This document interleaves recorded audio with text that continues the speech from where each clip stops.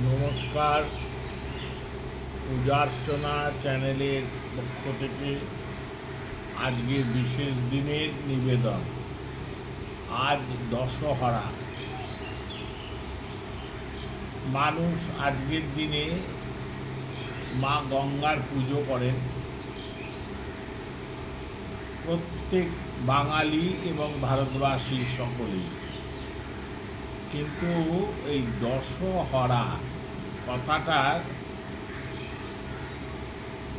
পিছনে যে একটা বিশেষ তত্ত্ব সংযোজিত আছে সেটাকে একটু জানতে হবে। জানলে বিষয়টা অনেকটা পরিষ্কার হয়ে যাবে।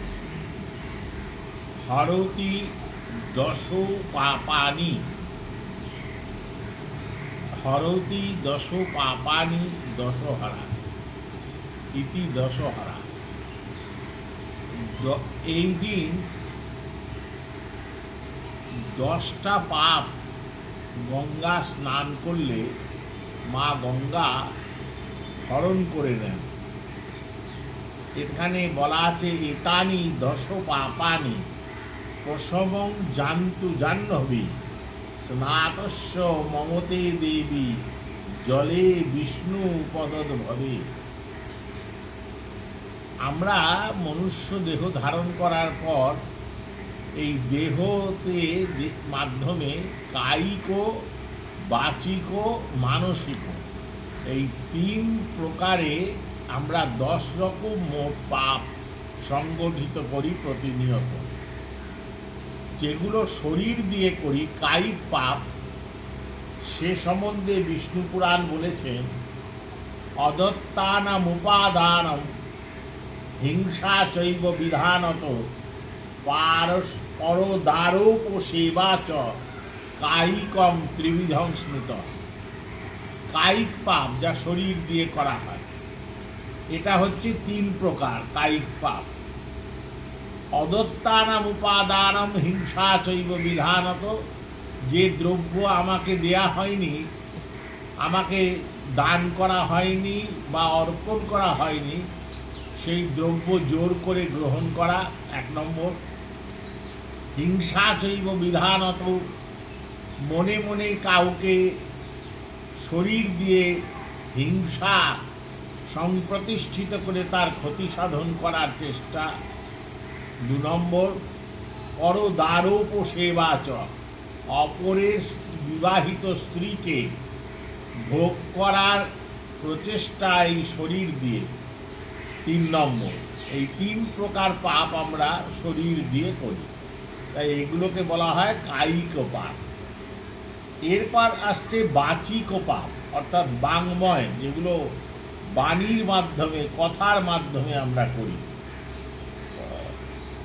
পারুষ্যম নৃতঞ্চৈব পৈশুণ্ডং চাপি সর্বশ অসম্বন্ধ প্রলাপশ্চ বাঙ্ময়শ্চা চতুর্বিধ।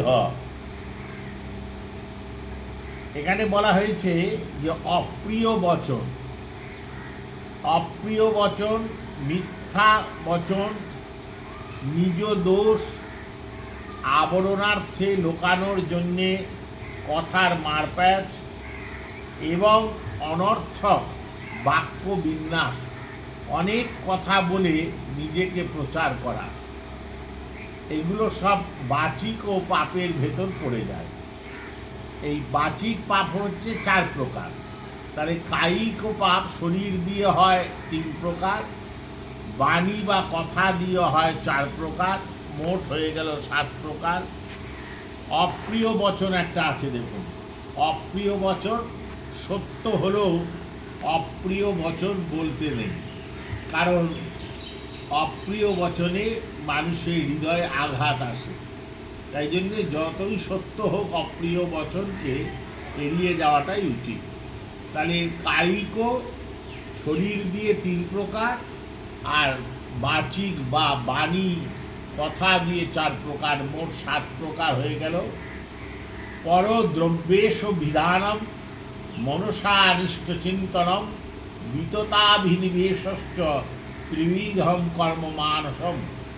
এবার আসছে মনে মনে যেগুলো চিন্তা করা, মানসিক পাপ, সেটা হচ্ছে পরদ্রব্য হরণের জন্যে মনে মনে চিন্তা করা, অন্যের অনিষ্ট চিন্তা করা, বৃথা কোনো কাজে মনোনিবেশ করা। এই 3 প্রকার পাপ হচ্ছে মানসিক পাপ। পরদ্রব্যেশ বিধানম মনসানিষ্ট চিন্তনম বিততাভিনিবেশশ্চ ত্রিবিধম কর্ম মানসম। বিশদ ব্যাখ্যা করার অবকাশ নেই, অপরূপ শুনে নেই। মানসিক মন দিয়ে আমরা 3 রকমের পাপ করি। তাহলে শরীর দিয়ে করি আমরা 3 রকম পাপ, যাকে বলে কায়িক পাপ। বাণী দিয়ে করি 4 প্রকার পাপ, কথার মাধ্যমে হয়ে গেল 7 প্রকার, এবং মনে মনে চিন্তা করে মন দ্বারা আরও 3 প্রকার পাপ করি। মোট হয়ে গেল 10 প্রকার পাপ। এই 10 প্রকার পাপ আমরা প্রতিনিয়ত করে চলেছি। এই আজকের দিনে জ্যৈষ্ঠ শুক্লা দশমী তিথি যদি হস্তা নক্ষত্রযুক্ত হয় এবং যদি মঙ্গলবার হয়, দশহরা সংযোগ হয়। শাস্ত্র সেখানে বলেছেন, তিথিতত্ত্বে রঘুরঞ্জনজি বলেছেন যে হস্তা নক্ষত্র এবং মঙ্গলবার যদি সংগঠিত নাও হয়, জ্যৈষ্ঠ শুক্লা দশমী তিথিতে গঙ্গা স্নান করলে এতানি দশ পাপানি প্রশমং জান্তু জাহ্নবী স্নাতস্য মমতে দেবী জলে বিষ্ণু পদোদ্ভবে। হে দেবী, তোমার এই জলেতে স্নান করছি, তোমার চরণে আশ্রয় নিচ্ছি। আজকের দিনে তুমি আমার এই দশবিধ যে পাপ সংগঠিত করি সমগ্র বৎসর ধরে, সেই পাপের তুমি প্রশমন করিয়ে দাও, হরণ করো পাপ। 10 রকম পাপ হরণ করেন। তাই জন্যে আজকের এই তিথিটাকে বলা হয়, বা যোগ, স্নানের যোগটাকে বলা হয় দশহরা। দশহরা গঙ্গা পূজা তো বটেই, কিন্তু বারুণী যেমন একটা গঙ্গা স্নান, গ্রহণ যেমন গঙ্গা স্নান, যেমন অক্ষয় সংক্রান্তি গঙ্গা স্নানের যোগ ইত্যাদি আছে, সেরকম দশহরা একটা গঙ্গা স্নানের যোগ। এতে 10 রকম যে পাপ হরণ হয় আপনাদের সঙ্গে ব্যাখ্যা করলাম। হস্তা নক্ষত্র আর মঙ্গলবার গতকাল হয়ে গেছে, গতকাল ছিল হস্তা নক্ষত্র মঙ্গলবার, কিন্তু অনেকবার দেখা যায় এই সংযোগ হয় না। না হলেও জ্যৈষ্ঠ শুক্লা দশমী তিথি হচ্ছে দশহরা।